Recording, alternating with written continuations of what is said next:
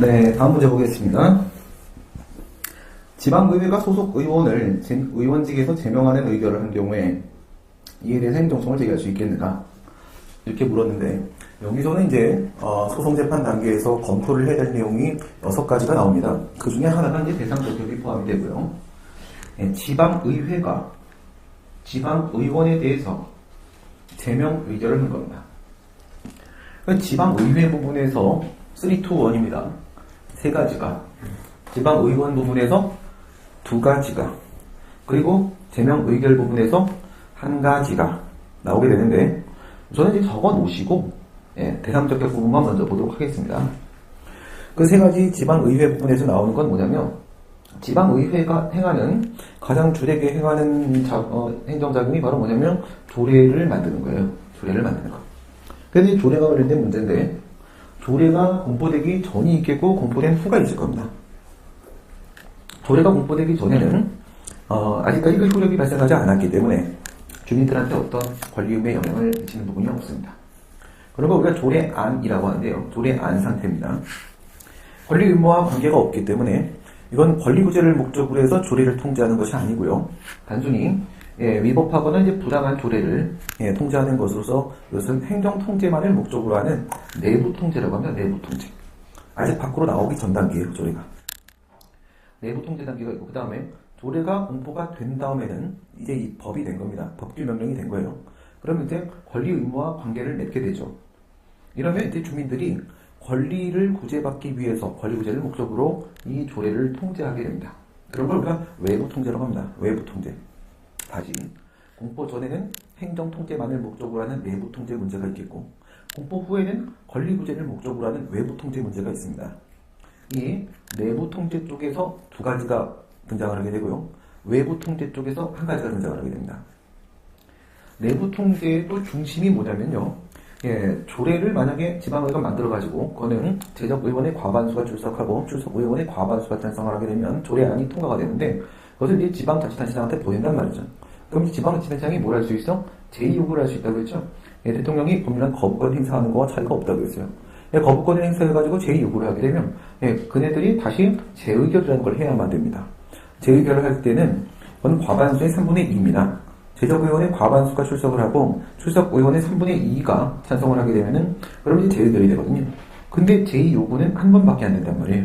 그럼 재의결된 상태에서는 다시 제2요구를 할 수가 없기 때문에, 이때는 법원에 소송을 제기할 수밖에 없는데요. 그런 걸 우리가 조례안 재의결 무효확인 소송이라고 합니다. 그와 관련된 문제입니다. 그래서 항상 법은 어떻게 하는 거라고? 비슷한 거, 유사한 거하고 비교하는 거라고요. 비교하는 거. 그러니까 얘가 조례안 재의결 무효확인 소송을 제기할 때 특징적인 걸 찾아내게 되면요.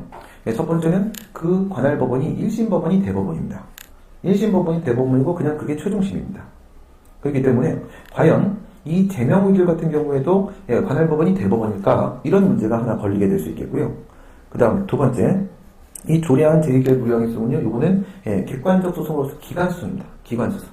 그러면 지방의원의 제명 의결 역시도 기관소송일까? 이런 문제가 생길 수가 있습니다. 기관소송이라는 것은 행정소송법 제3조 4호에 규정이 되어 있는데요. 행정소송법 제3조 4호의 단서를 보게 되면은 헌법재판소가 관장하는 권한쟁의 심판은 제외시킨다고 되어 있어요. 그래서 헌법재판소가 관장하는 그 권한쟁의 심판을 제외시키고 나면 남는 게 하나입니다. 기관끼리 싸움은 기관소송인데 남는 게 하나밖에 없는데 그게 바로 뭐냐면 동일한 지방자치단체 내의 행정기관끼리의 싸움이거든요. 그쪽에는 이견 없이 기관소송이라고 인정을 하는데요. 이 조례안 재의결 무효확인 소송은 소송을 제기하는 원고 쪽이 지자체장이 되고요. 그 다음에 소송을 받는 피고 쪽이 지방의회가 되거든요. 여기서 그 지방자치단체장, 원고가 바로 집행기관입니다. 그리고 지방의회가 바로 의결기관입니다. 의결이라는 건 뭐예요? 의사결정의 준말입니다. 그래서 의결기관도 행정기관이거든요. 입법기관은 오직 국회 하나밖에 없단 말이에요. 그래서 헌법 제40조에서 입법기관을 인정하는 것은 국회 하나밖에 없으니까 얘는 행정기관이에요. 그러니까 둘 다 행정기관인데 한 친구는 의결기관이고 한 친구는 집행기관이죠. 동일한 지방자치단체 내부에 이렇게 행정기관끼리 싸울 때 그걸 기관소송이라고 하거든. 그러니까 지금 이 제명 의결에 대한 소송도 역시 기관소송일까 아닐까 이런 문제가 생길 수 있는 거예요. 그 다음 이제 외부 통제로 들어간단 말이에요. 외부 통제는 통제를 하는 방법이 2가지가 있을 수 있습니다. 우리 어저께 무슨 말씀을 드렸냐면, 법규명령이라는 것은 세 가지 종류가 있다고 했잖아요. 전형적 법규명령이 있고, 집행적 법규명령이 있고, 그리고 처분적 법규명령이 있다고 했습니다. 아직 모르시는 분들도 계실 텐데, 우선 이제 분류만 한번 해보시게 되면요. 조례는 우선 법규명령에 해당을 하고요. 이러한 조례를 포함한 법규명령에 대한 통제 방법은 크게 두 가지가 있습니다. 하나는 간접 통제 방법이고, 하나는 직접 통제 방법이에요. 그래서 뭐 하나 거쳐서 들어가면 간접 통제고요. 다이렉트로 들어가면 이제 직접 통제입니다. 그러니까 이 법규명령, 조례에 대해서 바로 직접 취소를 제기해버리게 되면 그건 직접 통제입니다. 근데 그게 아니라 이 법규명령, 조례를 근거로 해서 하나의 또 다른 처분이 나와. 구체적인 처분이 나와. 그 처분에 대한 취소를 제기한 다음에 그 취소 안에서 위헌위법 명령규칙심사라는 것을 신청을 하게 되면은 그거는 뭐야? 우선은 직접은 뭘 통제해요? 그 구체적인 집행행위로서 처분이 직접 통제 대상이 되는 거고요. 이 법규명령은 간접 통제 대상이 되어버리는 거거든요. 근데 이 중에 지금 우리가 얘기하려고 하는 것은요, 직접 통제를 말하는 거예요. 전형적 법규명령하고요, 집행적 법규명령은 간접 통제가 가능해요. 그리고 집행적 법규명령하고요, 처분적 법규명령은요, 이건 직접 통제가 가능합니다. 정리할 수 있겠죠? 중간에 있는 집행적 법규명령은 그러면 간접 통제하고 직접 통제하고 둘 다 된다는 얘기가 되는 거지. 그렇죠? 전형과 집행은 간접 통제, 그 다음에 집행과 처분은 직접 통제. 그러면 집행적 법규명령은, 집행적 조례는, 이거는 간접 통제, 직접 통제 다 됩니다. 직접 통제는 뭐라고 했어요? 그 법규명령이나 조례에 대해서 바로 다이렉트로 취소를 얘기하는 거라고 했죠. 그럼 이럴 때 과연 피고 행정청이 누구인 것인가에 대한 문제가 생길 수가 있어요. 왜냐하면 행정소송법 13조 1항에 보게 되면 취소송의 피고는 처분 등을 행한 행정청이라고 되어 있거든요. 근데 어쨌든 기본적으로는 행정청이 바로 피고가 된다는 건 알 수가 있잖아요. 행정청이 누구냐면 행정청은 처분을 하는 애가 행정청인데 그 행정주체, 국가의 수많은 손과 발들이 있겠죠. 그런 걸 우리가 행정기관이라고 한다고 했고 그 수많은 행정기관들 중에서 가장 똘똘한 친구가 행정청이에요. 가장 똘똘하다는 것은 바로 뭘 말하는 거야? 머리가 똑똑하고 말을 잘하는 것이거든. 머리가 똑똑한 친구는 결정권을 갖게 되고요. 말을 잘하는 친구는 표시권을 갖게 됩니다. 그래서 결정권과 표시권을 갖고 있는 친구가 바로 행정청이 되거든. 근데 이 조례 같은 경우에는요. 무슨 조례? 처분적 조례, 집행적 조례 이런 거 얘기하는 거죠. 그렇다면은 이 결정권은 지방의회가 갖고 있고요. 표시권, 공포할 수 있는 표시권은 지자체장이 갖고 있거든. 그러니까 다른 경우들, 일반적인 경우와 달리 이 처분적 조례에 대한 소송은 특이하게 결정권자가 따로 있고 표시권자가 따로 있는 거야. 그럼 둘 중에 누가 피고일 건데? 라는 문제가 생겨요. 결론은 이미 나와 있는 건데 결론은 뭐예요? 똑똑한 친구보다는 말을 잘하는 친구가 항상 대표가 되는 겁니다. 그렇죠? 많이 아는 친구보다는 답안을 잘 쓰는 친구가 합격하는 겁니다. 그래서 표시권, 공포권을 가지고 있는 친구가 피고가 되거든요. 그게 피고적 논점이 하나가 걸린 거예요. 정리하면 공포전의 내부 통제와 관련돼서는 관할 법원의 문제하고 기간 소송의 문제가 걸릴 수 있고요. 그 다음에 공포 후에 외부 통제 관련돼서는 피고적 문제가 하나 걸려요. 그럼 두 번째 지방의원으로 넘어간단 말이지. 지방의원으로 넘어가게 되면 지방과 의원을 슬래시로 끊어버린단 말이에요. 그럼 이제 지방 부분이 있고 의원 부분이 있겠죠. 그러면 이제 지방행정직 공무원하고 하나를 비교하고 국회의원하고 하나를 비교하는 거예요. 그럼 이제 지방행정직 공무원 같은 경우에는 징계 등의 불이익 처분을 받았을 때 바로 행정소송을 제기할 수가 없고 소청심사라는 행정심판 절차를 거쳐야만 행정소송을 제기할 수 있어요. 과연 그럼 여기서 지방의원에 대한 제명 의결 역시도 소청심사 같은 어떤 전심 절차를 거쳐야만 소송을 제기할 수 있겠는가? 즉 행정심판 전치주의가 적용되는 것인가? 라는 문제가 하나 생길 수가 있어요.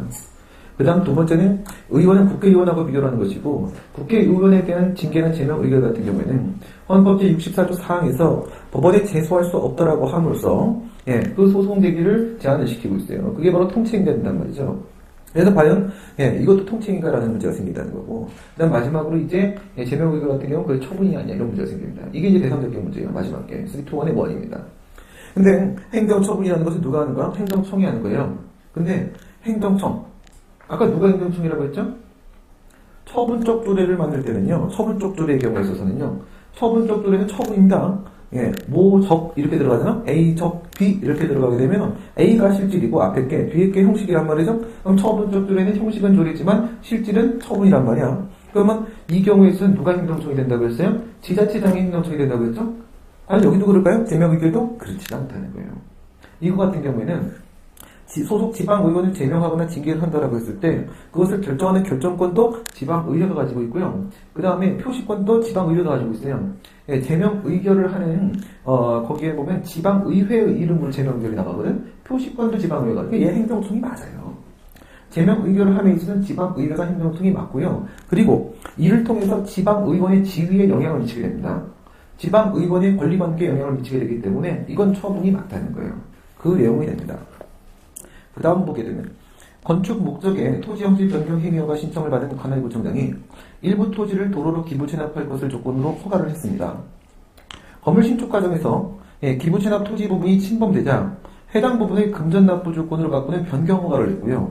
금전납부 이행을 하지 않는 사이에 예규 변경으로 처음에 기부 체납의 의무가 면제가 되자 금전납부 부담 삭제 신청을 했으나 반려가 되었습니다.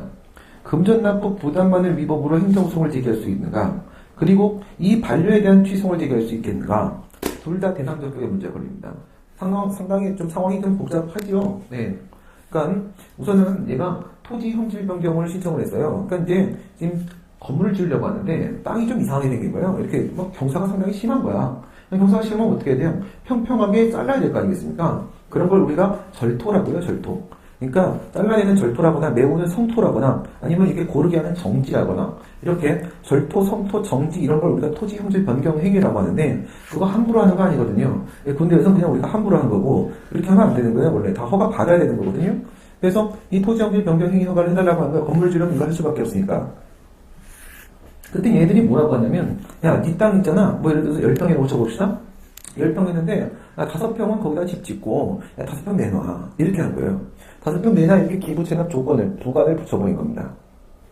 근데 이제 이 친구는 이런 생각을 하는 거야. 아니 뭐 그거 허가나 해주면서 남의 땅을 5평 내놔가지고 나쁜 놈 아니야? 그러면 이렇게 악법은 어떻게? 어겨서 무력화시킨다. 악부관은 어떻게? 위협한 부관은 그래서 어겨서 무력화시킨다 하면서 침범해버린 거예요. 그래가지고 10평 중에 7.5평 위에다가 집을 지어버려요. 그러면 2.5평 부분만큼이 어떻게 돼요? 침범당했죠? 그럼 그거 줄 수가 없잖아요. 이렇게 이미 침범해버리면 얘가 야 그거 부시고 그거 내놔 이렇게 말하진 않을 거거든. 네, 그 침범을 벌써. 그럼 이제 행정처에 가만히 있겠습니까? 또 그럴 순 없죠. 야 너 그랬냐? 그러면 내가 5평 달라고 했는데 2.5평밖에 못 받은 상황이었으니까 야, 다시 하자. 이러는 거야. 다시 하자. 그래서 지난번에 부관부 행정이 나왔던 거 내가 다 취소한다. 다 취소하고 새로 한다. 새로 한다 하면서 새로운 부관부 행정이기로 발급해요. 근데 그 토지형질 변경 행위와 관련된 주된 행정에 뭐가 붙어있어요? 2개의 종류의 부관이 붙어있는 거예요. 하나는 2.5평에 대한 기부 체납과 2.5평에 대한 금전 납부. 그걸 이제 돈으로 달라는 거예요. 이렇게 붙여버렸단 말이에요. 근데 이제 이 친구가 그 기부 체납을 했어요. 2.5평 부분의 기부 체납은 소유권을 이전에 줬습니다. 그러니까 공법관계에서 부관을 이렇게 보시기는 하는데 실제로 기부 체납을 하는 행위는 이거는 사법상의 증여계약이에요. 줬단 말이야. 줬는데 그 금전 납부라는 것도 주기가 싫은 거야. 그 돈을 주기가 싫은 거야. 그러다가 보니까 갑자기 예규가 변경이 됐는데 애당초 그 5평에 대한 기부 체납을 할 수 있는 법적 근거가 있었을 거 아니겠습니까? 이러한 부담적인 행위는 반드시 법의 근거가 있어야 되거든. 근데 그 법적 근거가 갑자기 삭제가 된 거예요. 그래서 예규가 변경이 되면서 이 기부 체납에 대한 법적 문제가 다 해소가 됐어요. 그러면 그 5평 기부 체납 안 해도 되는 상황이 된 거야. 그런데 이미 2.5평 기부 체납 했잖아요. 그건 못 돌려받아요. 그렇지만 아직 2.5평 돈 안 준 거 있잖아요. 이건 내가 못 주겠는 거야. 그래서 얘한테 뭐라고 하냐면 야 그거 부관부 행정이 또다시 취소하고 새로 줘 라고 하는 거예요. 그냥 토지 형질 변경 행위가 해주면서 2.5평 기부 체납 요것만 붙여놓은 상태로 하고 그 2.5평 금전 납부 그거는 좀 지워달라 이렇게 신청을 하는 겁니다. 무슨 상황인지 알겠죠? 네. 그럼 이제 여기서 이 불복을 하는 방법은 4가지가 있다고 했잖아. 일부 취송이 있고 전체 취송이 있고 거부처분 취송이고 거부처분은 의무행송이라는 게 있다고 했습니다. 이 첫 번째 질문은 바로 일부 취송이고요. 두 번째 질문은 바로 거부처분에 대한 취송을 제기하는 1번, 3번 방식에 대한 질문이에요. 부관에 대한 질문은 지금까지 항상 1번에 맞춰져 있었어요. 1번, 일부 취송에. 근데 이 문제가 처음이자 마지막입니다. 위법한 부관을 다투기 위해서 거부처분 취송을 제기하는 처음이자 마지막 문제인데 이게 상당히 어려운 문제란 말이죠. 좋아요. 먼저 일부 취송의 부분은 우리가 그동안 계속 얘기를 해온 대로 부관은 종류가 부담과 기타 부관이 있다고 했죠. 뭐 기타 부관에는 조건, 기한, 철회권, 유보 3가지가 있다고 했어요. 그런데 부담은 그 주된 행정이나 별개로 하나의 어떤 새로운 의무를 부과하고 있는 것이기 때문에 이거는 처분이 맞다고 했고요. 나머지 것들은 주된 행정이 없이는 그와 뗄 수 없는 것이기 때문에 주된 행정이 없이는 아무 의미도 없어요. 아무 의미도 없기 때문에 얘는 처분이 될 수가 없어요. 그러니까 부담에 대해서는 처분이니까 독립행송이 가능하다고 했죠. 기타 부관 처분이 아니니까 독립행송이 안 되는 거야. 근데 얘는 뭐야 이거야. 이 기부 체납은 뭘까요? 건물을 짓고 나서 돈을 달라고 하는 거잖아요 지금. 그러니까 이거는 조건이 아니라 바로 부담이란 말이에요. 부담. 부담이니까 처분성이 인정되고요. 독립쟁송이 됩니다. 그럼 첫 번째 질문에서 뭐라고 해야 돼? 독립쟁송이 인정되며 그 소송의 형식은 진정 일부 취소이 될 것이고 세 번째 대상적 격이 인정될 것이다. 이렇게 하고 끝나는 문제예요. 그 다음에 두 번째 거부처분 취소에 대한 문제입니다. 근데 거부처분이 성립하기 위해서는요. 우리 법에서 그 거부라고 했기 때문에 그 앞에 부분이 처분이란 말이에요. 행정청에 관한 구체적 사실에 관한 법집 행위로서의 공권력 행사 여기까지가 처분이란 말이죠. 행정처분. 근데 그 거부 이렇게 돼 있으니까 이게 처분에 대한 거부거든. 네, 우선 거부가 처분이 되려면 처분에 대한 거부여야 되고 이건 법상의 요건이에요. 그리고 판례가 일단 추가 요건 하나 달아붙였거든. 판례 요건이 바로 신청권입니다. 신청권. 응답이라도 한번 요구해 볼 만한 권리예요. 응답이라도 한번 신청해 볼 만한 권리. 신청권이 있어야 되는데 여기서 지금 신청권이 문제가 돼요. 그러면 무엇을 신청했고 무엇이 거부되는지 한번 생각해 보세요. 이거는 2.5평 기부 체납 플러스 2.5평 금전 납부 조건부 토지용지 변경 행위 여과를 2.5평 기부 체납 조건부 토지용지 변경 행위로 바꿔달라는 거잖아. 변경을 해달라고 했어요. 변경이라는 것은 다 뭐냐면 앞에 걸 취소하고 뒤에 걸 새로 하는 거거든요. 그러면 기존의 부관부행정의를 취소하고요. 그 다음에 부관이 조금 줄어든 새로운 부관부행정의를 새로 발급해달라는 신청인 거야. 그 변경허가 신청이라는 게. 그런데 그 새로운 부관부행정의를 발급해달라는 신청 쪽에는 아무 문제가 없어요. 문제는 바로 뭐냐면 앞부분에 그 취소 처분을 신청할 수 있겠는가, 그 부분 쪽의 신청권 과연 인정될 수 있겠는가 하는 문제가 생겨요. 왜 그러냐면 제재 처분이나 취소 처분이나 거부 처분과 같은 경우에는 원칙적으로 법규상의 신청권이 인정이 안 되거든요. 그러니까는 성문법을 근거로 한 신청권은 인정이 안 된다는 거야. 뭐가 제재 처분하고 취소 처분하고 거부 처분이. 근데 이 아이들은 예외적으로 신청권이 인정될 수도 있어. 신청권 없으면 거부 처분 성립이 안 된다고 했잖아. 그래서 예외적으로 신청권이 인정되는 게 바로 조리상 신청권이란 말이죠. 불문법, 조리법이라는 것은 그건 뭐예요?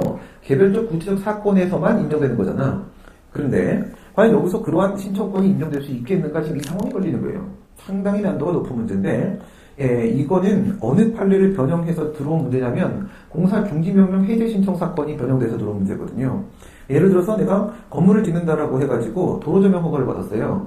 근데 이제 거기다가 건축 자재들을 이렇게 올려놨는데 뭐 10평 받았는데 내가 20평에다가 자재랑 모래랑 막 갖다 쌓아놨어. 그럼 이제 뭐라고 하겠어요? 너 뭐한 짓이냐? 그러면서 공사 얼음 할 거란 말이야. 공사 중지명령이 나와. 그럼 이제 그 문제를 해결을 하면은 행정청이 그 중지명령을 취소해줘야 돼요. 근데 안 해준단 말이야. 그러면 이제 행정청한테 그러겠죠. 이제 나 아무 문제 없는데 빨리 나 다시 공사할 수 있게 해주세요. 공사 중지명령 해제 신청을 하게 돼요. 취소 신청입니다.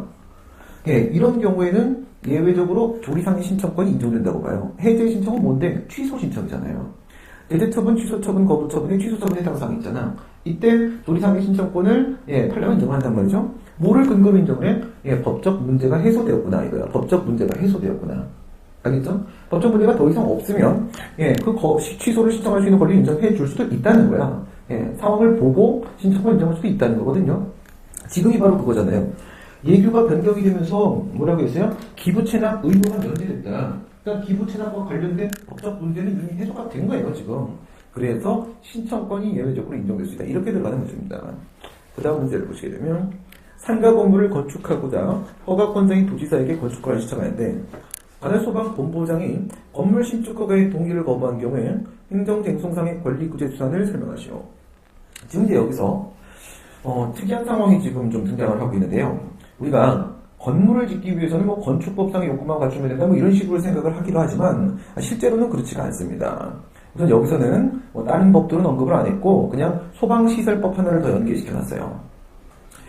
어떤 상황이냐면 관악구청장이 만약에 건축허가를 해주려고 하게 되면요, 얘는 관악 소방서장의 동의를 받아봐야 돼요.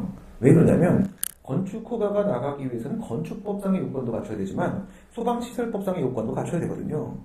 근데 건축법상의 요건에 대한 판단 권한은 지자체장인 관악구청장한테 있어요. 하지만 소방시설법상의 요건을 갖추는지에 대한 판단 권한이 소방서장한테 있거든. 관악구청장이 함부로 그에 대한 판단을 내려버리고 허가를 해버리게 되면 그거는 권한 없는 행위가 돼버려요. 그 위법한 주체의 위법이 존재하는 행위가 돼버리거든. 그러니까 얘가 뭐라고 하냐면 건축허가의 신청을 받으면 관악구청장이 소방서장한테 연락을 해. 그래갖고 문제 없는지 판단해 보시고 문제가 특별히 없으시면 동의를 해주십시오. 이렇게 얘기를 하거든요. 근데 관악서장이 만약에 소방서장이 그래서 부동의를 해버리게 되면, 즉 동의 거부를 해버리게 되면 얘는 허가를 할 수가 없어요. 건축허가를. 건축법상 요건을 갖췄다 하더라도 결국 못 갖춘 요건 부분이 존재하는 거기 때문에 건축허를 내줄 수가 없습니다. 그럼 이제 둘의 관계를 한번 비교를 해보시기 바랍니다. 이렇게 외부적으로 대외적으로다가 말을 하는 친구 있죠? 건축허가청. 그 말을 하는 친구를 우리가 주무행정청이라고 해요. 주무행정청. 그리고 이게 뒤에서 그 사람 주무행정청을 이렇게 도와주는 행정청 있지 않습니까? 그 협력을 해주는 행정청. 그 협력기관을 우리가 관계행정청이라고 합니다. 관계행정청. 그러니까 지금 여기는 주무행정청과 관계행정청의 관계가 되고 있는 거예요. 근데 지금 여기서 이제 동의, 부동의에 대한 문제가 나오고 있으니까 과연 이게 처분이 될 수 있겠는가에 대한 판단을 내려볼 그런 문제가 됩니다. 얘가 지금 동의에 대해서 불복을 하진 않겠죠? 뭐에 대해 불복을 하겠어요? 부동의. 동의 거부에 대해서 불복을 하게 될 겁니다. 그러면 이제 동의 거부가 처분인지에 대한 문제를 보려면 뭐부터 봐야 돼요? 동의가 처분인지에 대한 문제부터 봐야 되겠죠. 과연 동의는 처분입니까? 여기는 지금 이제 시도지사하고 소방본부장이 이렇게 나오고 있어요. 왜 그러냐면, 건축허가를 이제 그 건물의 크기나 이런 것 때문에 광역지하시장이 움직일 때가 있거든. 그럴 때는 한 단계 위잖아요. 한 레벨 위이기 때문에 이쪽에서도 한 레벨 위로 올려요. 그러면 얘랑 같이 움직이는 소방본부장이에요. 기초지자장으로 이렇게 관악구청장 이렇게 내리게 되면 이것도 한 단계 이렇게 내려요. 그럼 얘가 누가 돼? 소방서장이 되는 거야, 이렇게. 알겠어요? 그런 말이에요. 이 동의를 해주게 되면 소방서장으로 그냥 갑시다. 소방서장이 동의를 하게 되면은 그럼 그것만 가지고 내가 건물을 지을 수 있는 권리가 인정됩니까? 건축권이 인정되는 건 아니잖아요. 동의 하나만 갖고 내가 건축권이 인정되는 건 아닙니다. 그 얘기는 동의만 가지고 권리에 영향을 미치는 얘기는 아니라는 얘기고, 그래서 이 동의는 처분이 아니에요. 이건 뭐냐면 단순히 조직 내부적으로 협력하는 행위입니다. 중간 처분 절차라고 얘기해요. 이건 그냥 단순한 내부 행위예요. 처분이 되기 위해서는 외부적으로 의사표시를 해야 되거든요. 이건 외부 행위가 아니에요. 이건 단순한 내부 행위이기 때문에 처분이 아니라는 겁니다. 그러면 동의 거부는 과연 처분이 될 수 있을까요? 이 문제는 이제 생각을 해봐야 되겠죠. 동의가 내부 행위면 동의 거부도 내부 행위예요. 만약에 자기연결적 신고에 대한 수리 거부 그러면요, 그 수리가 사실행위이기 때문에 수리 거부도 사실행위예요. 그럼 이 동의 거부도 이제 원칙적으로는 내부 행위란 말이죠. 그럼 이제 원칙적으로 처분이 아니라고 봐야 될 거란 말이죠. 근데 과연 이제 그렇게 끝날 문제인 것인가라는 생각을 해보셔야 되는데, 그럼 이렇게 한번 생각해봐요. 1, 2의 요건을 갖추면 이제 건축허가가 나가게 되는 거예요. 그런데 1번 요건이 소방시설법의 요건이고 2번 요건이 건축법의 요건이에요. 근데 여기서 소방서장이 1번 요건을 못 갖췄다라고 해서 동의 거부를 해버리잖아요. 그러면 이제 관악구청장이 이 주무행정청이 건축법상 요건을 갖췄다라고 하더라도 결국 허가는 못 나가요. 그렇죠? 요건을 못 갖춘 부분이 존재하니까. 그러니까 필연적이라는 거야. 동의 거부는 허가 거부로 연결되는 것이 필연적이라는 거예요. 우리가 그런 걸 뭐라고 부르냐면 구체적이고 현실적인 위험이라고 부릅니다. 우리 판례가. 구체적이고 현실적인 위험. 구체적이라는 것은 그 불이익의 내용이 구체적으로 이미 특정되어 있다는 거야. 어떤 일이 발생할지를 이미 알고 있다는 거죠. 현실적이라는 것은 그 일이 발생할지 안 할지 모르겠는 게 아니라 반드시 발생하는 거예요. 반드시. 현실적이다. 이미 발생한 거나 마찬가지 상황이라는 얘기입니다. 구체적이고 현실적인 위험이 존재하잖아요. 그러면 예외적인 처분성을 인정시킬 수 있어요. 이건 사실상 내 권리의무에 영향을 미치고 있는 거나 마찬가지 놈인 거거든요. 그래서 그 장르의 위험을 방지하기 위한 필요에 따라서 예외적 처분성을 인정을 시킬 수 있는데, 지금이 바로 그 상황인 겁니다. 지금이 그런 걸 우리가 형식적 행정행위라고 합니다. 행정행위면 당연히 취소의 대상이 되는 처분이잖아요. 근데 형식적 행정행위는 뭐냐면 이 사건에 있어서만 상당히 특수하기 때문에 이것을 행정행위에 준하는 작용으로 인정하게 되는 거예요. 행정행위는 아니지만 행정행위에 준하는 작용으로 인정을 하면 그런 걸 우리가 형식적 행정이라고 얘기를 하게 되고, 그건 처분입니다. 행정소법 2조이라는 경우에는 바로 그 밖에 이에 준하는 행정작용 부분에 포함되는 거예요. 거기 집어넣어버리는 거거든. 꾸역꾸역 막 밀어넣어 그냥. 그렇게 해서 얘가 처분성이 인정될 수도 있다. 이게 이제 최근 판례 입장인데, 아직 이 판례는 동의 거부 처분 인정 안 합니다. 그 다음 문제는 이웃집 주민이 심야학기 연습을 하는데 과도한 소음을 발생케 해서 신경쇠약으로 정신과 치료를 받기에 이르러 단속 요청을 하였으나 경찰관서에서 출동조차 하지 않는 경우에 어떤 권리구제 소송을 갈 수 있겠는가? 우리가 앞에서 행정소송의 한계 얘기하면서 이거 이제 의무이행 소송이 필요하다 이런 얘기를 했었잖아요. 여기 이제 대상적격 아닙니까? 대상적격이니까 거부나 부작위가 과연 판고 소송의 대상이 될 수 있는 처분인지 아닌지 이걸 봐야 돼요. 그런 말입니다. 앞에서 우리가 이 단속행위를 소음 발생 중지 명령이라는 거 한번 이름을 명명해 보기로 했어요. 그럼 이제 그건 부작위 의무를 부과한 하명 아닙니까? 하명은 행정이니까 이제 처분이 맞습니다. 그럼 이렇게 처분을 신청을 했는데 경찰관서에서 거부나 부작위를 하지 않습니까? 그러면 이게 바로 뭐가 돼요? 처분에 대한 거부고 처분에 대한 부작위가 돼요. 처분에 대한 거부고 처분에 대한 부작위가 되거든요. 그런데 이 처분에 대한 거부, 처분에 대한 부작위가 거부가 처분이 되고 부작위가 처분이 돼서 항고 수승의 대상이 되기 위해서는 판례가 하나의 요건을 더 추가한다고 했지 신청권이 필요하다고 했잖아요. 그죠? 신청권. 그럼 이건 뭘까요? 지금 이거는 자기 이익을 위하여 제3자에게 어떤 제재 처분을 해달라는 거예요. 지금 단속이라는 제재 처분을 해달라는 거잖아. 그러면 제재 처분, 취소 처분, 거부 처분에 또 걸렸지 않습니까? 제재 처분, 취소 처분, 거부 처분에 첫 번째 걸렸으니까 원칙적으로 법규, 법을 근거로 한 신청권이 인정이 안 되는 거예요. 그러니까 또 예외적으로 신청권 잡으러 가야 되는 겁니다. 그러니까 이제 이거 어떻게 잡으러 가는 거냐면 대학교 나왔으면 중학교 나온 것이 맞다라는 대대소를 포함한 논법으로 접근해 버리는 거예요. 그래서 중학교는 뭐라고 했어요? 응답 신청권. 응답이라도 한번 요구해 볼 수 있는 권리. 그게 바로 신청권이란 말이지. 그러면 고등학교는 뭐가 되는 거야? 하자 없는 응답을 요구할 수 있는 권리입니다. 하자 없는 응답을 요구할 수 있는 권리. 그 다음에 대학교는 뭐가 되는 거야? 하자 없는 응답으로서 신청에 대한 만족적 응답을, 신청에 따른 만족적 응답을 요구할 수 있는 권리입니다. 그럼 여기서 하자 없는 응답으로서 뭐 신청에 따른 만족적 응답을 요구할 수 있는 권리를 우리가 행정개입청권이라고 그래요. 행정개입청권은 내가 진짜 원하는 그 행위를 해달라고 내가 당당히 요구할 수 있는 권리예요. 당당히 요구할 수 있는 권리. 특정 처분의 발령을 요구할 수 있는 권리거든. 그게 만약 인정이 돼버리게 되면요, 대학교를 나온 것으로 돼버리게 되면은 단순히 응답 정도 요구할 수 있는 신청권은 무조건 인정되는 거예요. 조리상. 알겠죠? 그걸 잡으러 가는 거예요. 어떻게 잡으러 가는 거냐면 중동고충국 들어간다. 요건이 중동고충국. 이거는 조리법 중에 무슨 조리법? 우리 판례가 뭐라고 해? 형식적 의미의 법령의 근거가 없다라고 할지라도 국가나 지방자치단체에게는 국민의 생명, 신체, 재산 등을 보호하기 위해 1차적으로 나서야 되는 안전확보 자기 의무가 인정된다고 합니다. 형식적 의미의 법령의 근거가 없다. 성문법상 근거 없어도 돼요. 이건 당연히 인정되는 걸 의무라는 거예요. 그게 바로 뭐 안전확보 자기 의무. 그 조리법을 4개를 가지고 재량을 0으로 수축시켜버리는 겁니다. 그게 요건이 중동고충국이라는 요건이 있어요. 중은 국민의 생명, 신체, 재산 등 중대한 법에 있는 구체적 위해 사안이 됩니다. 이게 어떻습니까? 지금 정신과 치료받고 있잖아요. 그렇죠? 국민의 신체에 대한 중대한 법익에 대한 구체적 위해 사안이 맞아요. 중 걸렸고요. 동은 동가치적 법익에 대한 소홀함이 없어야 되는 것이거든요. 뒤에 이제 두 문제가 다 있습니다. 그래서 동가치적 법익, 이게 지금 다른 비교 대상 법익이 없어요. 지금 얘 말고 뭐 상당히 힘들어한다거나 그런 친구 없단 말이에요. 그럼 이제 통과되는 거야. 그 다음에 손해 발생의 고도의 개연성이 있어야 됩니다. 발생할지도 모르고 막 이러면 안 돼. 근데 이미 발생했어요. 이미 병원 다니고 있어요. 그 다음에 보충성입니다. 다른 권리구제 방법이 없어야 돼요. 얘가 밑집 올라가고 이렇게 똑똑 조용히 좀 해주세요. 그러면 될 일이에요? 말 안 듣는단 말이죠. 그렇죠? 다른 방법이 없어요. 국가기관 개입을 통한 위해 제거의 가능성이 인정돼야 돼요. 경찰권 발동하면 이거 정도 조용시키는 건 뭐 일도 아닙니다. 그렇죠? 그래서 행정개입 조건이 인정이 돼요. 인정이 되면은 신청권이 인정된다. 그러면 처분에 대한 거부인데 신청권 결합시켜서 거부가 처분되고 처분에 대한 부작위인데 신청권 결합시켜서 부작위가 처분되는 거예요. 그 다음 문제. 시장의 무허건축물에 대한 철거 명령을 불이행하자. 곧바로 행정대집행을 실행한 경우에 건물의 소유자의 행정소송법상의 구제 방법을 설명하시오라고 했는데 지금 이제 대상적격 얘기를 하고 있는 거니까 이 대집행 실행에 대한 취소를 얘기할 수 있겠는가 이걸 생각하시면 되는 거잖아요. 그래서 철거 명령이 먼저 나오죠. 의무를 부과하고 불이행하면 뭐로 넘어가? 행정대집행으로 들어간다고 했어. 행정대집행은 계고, 확정, 실행, 비용 이렇게 들어간다고 했죠. 그 중에 핵심은 어디라고 했어? 3단계 실행이라고 했죠. 강제철거. 지금이 바로 그 상태예요. 강제철거. 그러면 이 대집행 실행, 강제철거는 뭐다? 권력적 사실행이다. 권력적 사실행이에요. 권력적 사실행위는 어떻게 파악한다고 했어요? 그거 다 외우고 앉아있을 수는 없거든요. 딱 보고 권력적 사실행위네. 이걸 알아야 돼요. 뭘 보냐? 어떤 물리적 집행행위가 있으면 전부 다 권력적 사실행위일 수밖에 없어요.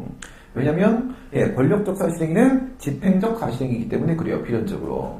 뭔가를 집행해야 돼. 뭘 집행해? 법률을 집행하거나 행정행위를 집행하거나 하는 겁니다. 그러니까 어떤 물리적 집행행위가 있으면요. 그거는 100% 권력적 사실행위거든요. 이게 지금 포크레인 밀고 들어가고 있지 않습니까? 지금 물리적으로 막 움직이고 있죠. 그러니까 이거는 권력적 사실행위입니다. 최근 판례에 따른 결론 도출하면 어떻게 돼? 사실행위로서의 집행행위 플러스 행정행위로서의 수인하명이 결합되어 있는 합성행위다. 이거죠. 합성행위다. 그럼 그 안에 뭐가 있어요? 수인하명이잖아요. 수인하명. 수인하명 부분에서 상대방한테 수인 의무를 부과한단 말이에요. 그러니까 권리 의무에 영향을 미치는 행위가 맞고 처분이 맞다 이거죠. 이렇게 이제 대집행 실행 들어갈 때, 거기다 뭐 한평 던지고 이렇게 저항만 안 되거든. 그게 바로 수인 의무가 부과된다는 거예요. 또 이제 뭐 저항을 하면 그 뒤에는 어떻게 할 것인가 뭐 이런 문제들이 있습니다. 그건 뭐 행정대집행법 개정을 통해서 입법적으로 해결될 부분들이고, 그 다음에 안양교도소에 수감 중인 미결수가 상고 제기 후에 진주교도소로 이송되자 즉시 취송을 제기함과 동시에 효력 정지에 신청을 하였다면 권리부진은 가능한가? 또 질문 내용은 상당히 좀 복잡한데 여기서 이제 대상적으로 생각하게 되면 이송 조치에 대한 취송을 제기할 수 있겠는가? 이 부분을 생각하셔야 되겠죠. 이송 조치에 대한 취송을 제기할 수 있겠는가? 지금 뭐라고 했어요? 민주노총 전 이수호 위원장이 이제 정권은 어떻게 민주노총을 탄압하면 정권의 힘이 커진단 말이야. 그래서 이제 위원장 잡아가다 놓고요. 그리고 와서 이제 형사재판이 들어갔는데 지금 상고심 3심이에요. 3심인데 얘가 이기면 안 되겠죠. 그러면 정권의 입장이 뭐가 돼? 그래서 어떻게 변호인과의 접견을 못하게 얘를 숨겨버려요. 어디까지 내려보내? 진주교도소까지 내려보낸단 말이야.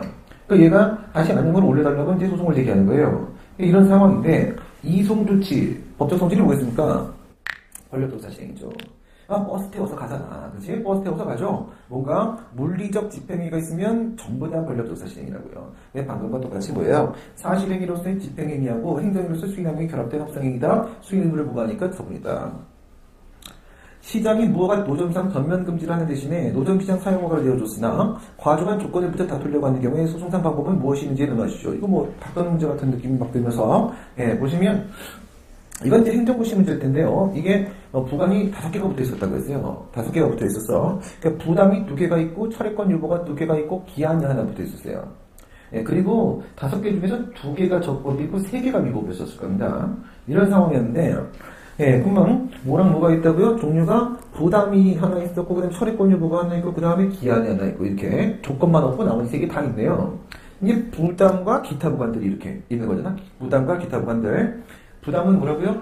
그거는 처분성이 인정되기 때문에 독립쟁송이 가능하다. 그리고 소송의 형식은 진정 일부 취송을 제기하게 될 것이며 진정 일부 취송 뭐야? 소의 대상 자체도 그냥 부관만 이란 뜻입니다. 엄마 손잡고잖아. 그 다음에 대상 적격도 인정될 것이다. 근데 기타 부관들은 처리권 유보하고 기한 같은 경우에는 그 처분성이 부정되기 때문에 독립쟁송은 부정될 것이다. 그러나 부진정 일부 취송을 제기하게 되면 즉 문 열고 들어갈 때는 엄마랑 같이 들어가. 주된 행정행위와 같이 부관부 행정행위 상태로 문 열고 들어가는 겁니다. 그러면 이제 대상 적격은 통과시킬 수 있다. 이렇게 결론을 내리게 되겠죠.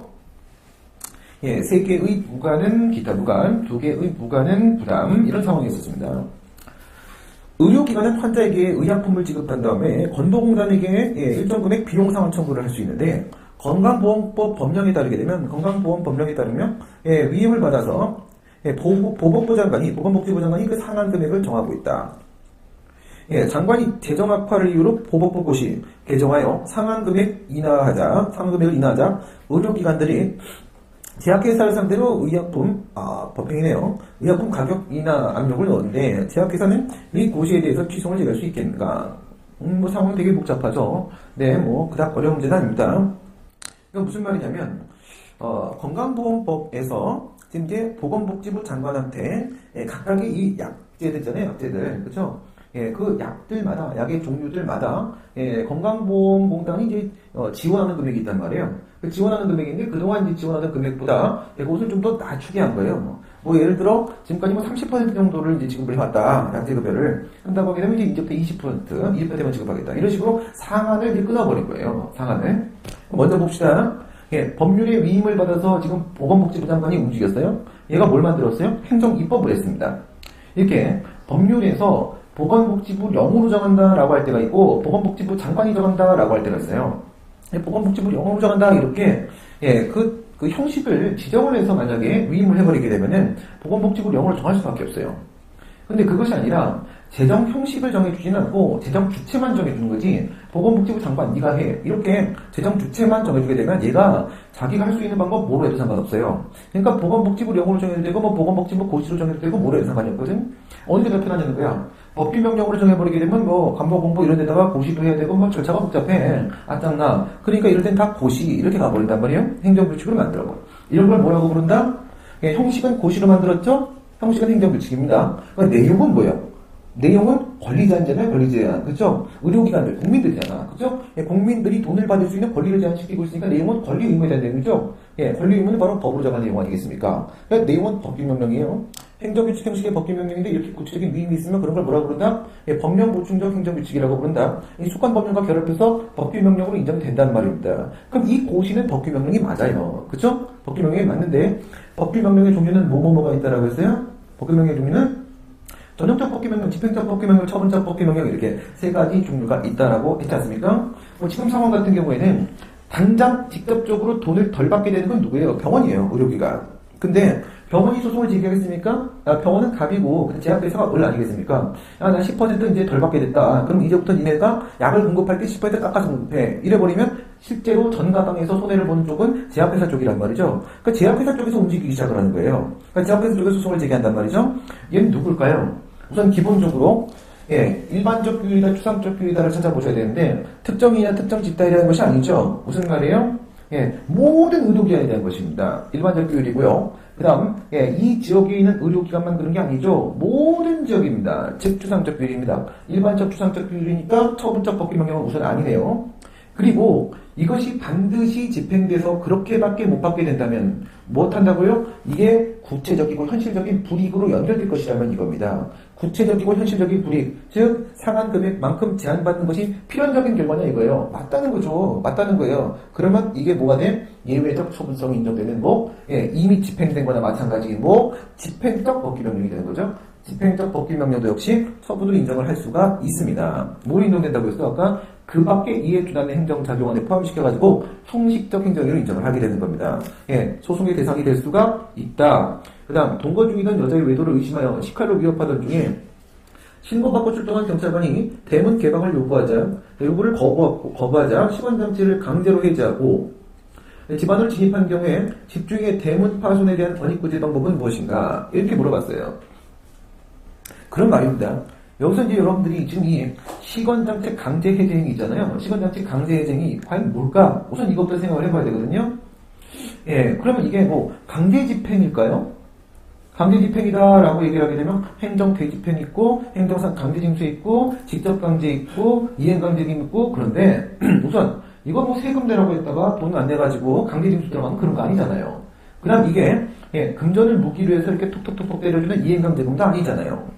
그 다음에 직접 강제는 반드시 법의 근거가 따로 있어야 되는데 지금 그런 상황이 아니거든요. 그럼 이게 대집행입니까? 철거하라고 했어요? 그런 거 아니잖아요. 이건 강제 집행이 아닙니다. 그럼 여기서 이제 의심을 해볼 만한 건 이제 두 개예요. 뭘 의심하냐? 이 지금 의무부가 부분이 있느냐 없느냐 했을 때 의무부가가 지금 찾을 수 없죠. 뭐라고 했어? 대문 좀 개방하라고 요구를 했는데 이게 하명입니까? 상대방한테 의무를 부과한 거예요? 아니에요. 이건 의무를 부과한 게 아니거든요. 그러면 즉시강제 아니면 행정조사입니다. 즉시강제 아니면 행정조사인데 즉시강제는 그 물리력 행사 그거 하나만 가지고 행정 목적이 당장 실현돼야 돼요. 당장 실현되는 겁니다. 그럼 이 대문 부시면 이게 경찰이 원했던 목적입니까? 대문 부서지기. 그건 아니잖아요. 즉시강제가 아니라는 거예요. 그럼 얘가 원하는 건 뭔데요? 경찰이 지금 들어가려고 하는 이유는 뭔데? 가정폭력 신고를 받았기 때문에 빨리 들어가서 그 정보와 자료를 수집하고 피해자를 보호하기 위한 것입니다.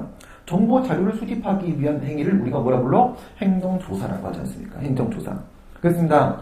행정조사 기본법에 따르게 되면 행정조사는 임의조사가 원칙이며 강제조사가 예외입니다. 먼저는 상대방의 협력을 받아서 조사를 해야 돼요. 상대방이 협력을 거부하면 그때 강제조사로 자동 전환됩니다. 그렇다면 말이에요. 문 좀 열어주세요. 얘가 열면 지금 임의조사예요. 그건 비권력적 사실입니다. 근데 그게 아니라 문 좀 열어주세요. 더 잠궈. 그럼 어떻게? 풀어버려야죠. 지금 이게 부셔도 되나? 이런 걱정 안 하셔도 됩니다. 왜냐하면 가정폭력방지법이 개정돼서 가정폭력 신고가 들어왔을 때 안쪽에서 문을 안 열어주면 다 부시고 들어가도 적법하다라는 법이 제정이 됐습니다. 따라서 그럼 부시고 들어가면 되거든요. 강제조사를 들어가고 있는 겁니다. 지금 강제조사. 그러면 임의조사는 비권력적 조사이므로 비권력적 사실행위고요. 그 다음 강제조사는 권력적 조사이기 때문에 권력적 사실행위입니다.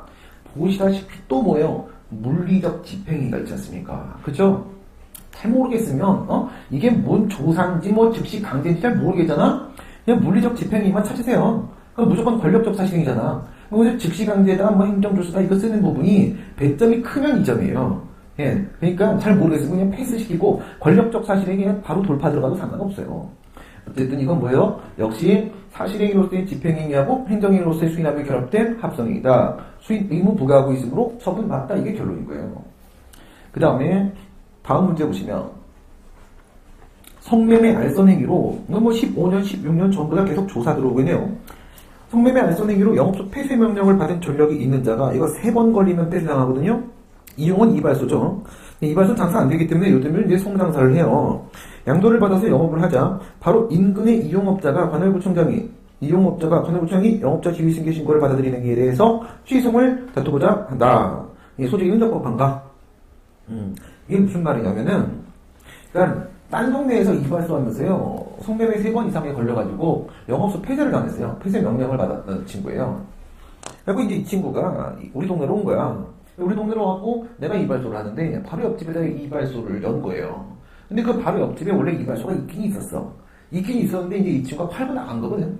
팔고 나갔는데 저기서 영업소 폐쇄 명령 받던 친구가 그걸 산 거야. 그래서 산 건데 이게 이제 공중위생관리법에 보면 뭐라고 되어 있냐면 이런 식으로 폐쇄 명령을 성매매하다가 걸려가지고 받은 친구는 2년 동안은 다시는 이용을 할 수가 없어요. 이발소를. 제한을 받게 되거든. 이 친구는 이제 저쪽에서 걸리고 폐쇄 명령 받고 바로 넘어와서 여기서 지금 지위승계 신고를 하고 수리를 받아가지고 이제 영업을 하려고 하는 거예요. 그러니까 이제 행정청한테 그러는 거지. 얘는 이 이발소를 할 수 있는 자격이 없는 결격사유자인데 얘가 영업을 할 수 있도록 그 지위승계 신고를 수리해주면 어떡하냐. 장난 위법 맞거든요. 이제 소송을 제기하려고 하는 겁니다. 그런 말이에요. 우선 이제 이런 문제를 받아들이게 되면 제일 먼저 뭐부터 보냐면 이게 이제 허가 영업이냐 아니면 신고 영업이냐 이걸 봐야 돼요. 뭐 이발소, 미용원 이런 것은요 전부 다 신고 영업입니다. 신고하고 그냥 하면 돼요. 뭐 이제 허가 받고 뭐 심사 받고 그런 거 없어요. 그냥 하면 됩니다. 지금은 그래도 신고서라도 주셔야 돼요. 요거 이제 얼마 전까지는 이게 신고도 안 했어요. 그게 뭐예요? 그냥 통지만 하면 됐어요. 가서 이제 통보제 이렇게 얘기해요. 통보제 이러는데 그냥 막 해. 전화하고 나 여기서 주소 알려고 나 이발소요. 그러면 이제 해도 되는 거야. 근데 신고는 그래도 신고서는 접수해야 돼요. 신고서는 조금 더 엄격해진 거예요. 이렇게 돼 있는 건데 이제 이건 신고 영업이에요. 신고 영업. 허가 영업이 아니고. 하지만 허가 영업이든 신고 영업이든 차이는 없어요. 이렇게 영업자 지위승계 신고를 한다는 것은 뭐냐면 이게 이제 우리는 자기연결적 신고인가 수리일반 신고인가 이걸 찾아봐야 되잖아. 근데 형식적 요건이 필요한 건 두 신고 다 마찬가지이기 때문에 둘의 차이가 나는 부분을 봐야 되잖아요. 차이가 나는 부분은 바로 실질적 요건이 신고 요건에 포함되어 있느냐 이거지. 실질적 요건이 신고 요건에 포함되면 걔는 수리일반 신고고요. 그게 포함이 안 돼 있으면 자기연결적 신고거든. 그러니까 실질적 요건이 있어요 없어요? 무조건 있어요. 왜냐면 사법관계에서 양도계약을 체결해요. 그리고 공법관계에서 지위승계 신고를 하는 거거든. 그러니까 사법관계에서 그 영업대상이 넘어가는 과정, 유효한 양도계약 체결이 없으면 지위승계라는 건 존재할 수가 없는 거예요. 영업자의 지위를 변경한다는 일은 있을 수가 없는 일이거든. 신고 요건 안에 뭐가 포함되는 거야? 유효한 양도계약 체결이 포함되는 거라고. 유효한 양도계약 체결. 이건 형식적 요건이 아니잖아. 쉽게 형식적 요건은 초등학교 1학년이 봐도 전문가가 보는 거랑 동일한 결론을 도출할 수 있는 것 정도로 생각하시면 돼요. 뭐 초등학교 1학년이 딱 계약서 보고 이게 효력이 없어 보여. 뭐 이렇게 할 수는 없단 말이죠. 지가 보라봐. 그렇죠? 그러니까 이거는 내용적 심사가 필요한 실질적 요건이 맞고요. 양도계약 체결은. 그래서 이건 수리를 하신 거니까 수리는 처분이 맞아요. 그러면 대상이 될 수가 있다. 그런 결론이 나오는 거고요. 그 다음 문제 보시면 여기까지만 합시다. 관할구청 공무원들의 위생관리 실태 조사에 이용원 업자가 문을 잠그고 불가요. 이거 뭐 할 게 없네. 문을 부수고 강제로 진입했다면 이에 대한 취할 수 있는 행정소송의 권리구자는 지금 계속 부시고 들어가는 거 세 번째죠 지금. 너무 부시네. 이건 뭐냐면 위생관리 실태 조사는 딱 보자마자 행정조사죠. 보자마자 행정조사인데 근데 얘가 저기 이발소 여기 깨끗하게 잘 관리하고 좀 보러왔어요. 공무원 이렇게 오면은 들어오세요 이렇게 하면 되잖아. 그럼 임의조사야. 물론 임의조사는 처분이 아닙니다. 처분이 아니면 어떡해요? 아니지. 임의조사는 서로 싸움이 안 붙어요. 분쟁이 없는 거잖아. 서로 협력한 거잖아요. 자발적으로 협력한 거기 때문에 분쟁이 없으니까 처분이 될 필요도 없는 거예요, 사실은. 근데 이 안에서 얘가 뭘 하고 있다고 했어요? 이발소 안에서 성매매하고 있었잖아요, 얘. 그죠? 이발소 안에서 성매매라고 했는데 얘가 그냥 깨끗하게 관리하고 있는지 앞에 문제하고 연결되는 거거든요, 사실. 논점만 다르지. 그래갖고 이제 얘가, 뭐 깨끗하게 잘 청소 잘하고 있나? 뭐 이거 이제 보러 왔는데 안에서 성매매를 하고 있어. 문 열어주겠어, 안 열어주겠어? 안 열어주겠지? 얘가 안 열어주는 거야. 안 열어주니까 문을 부시고 들어가는 거죠. 그럼 뭐예요? 임의조사가 아니라 강제조사지. 그래요. 강제조사니까 권력적 사실행위고, 사실행위로서의 집행행위와 행정행위로서의 수의사무에 결합된 합성행위, 수의는 의무 부과하고 있다는 측면에서 처분성 인정되고, 가능하다. 이런 결론이 나오는 겁니다. 오늘 여기까지 하도록 하겠습니다. 수고하셨습니다.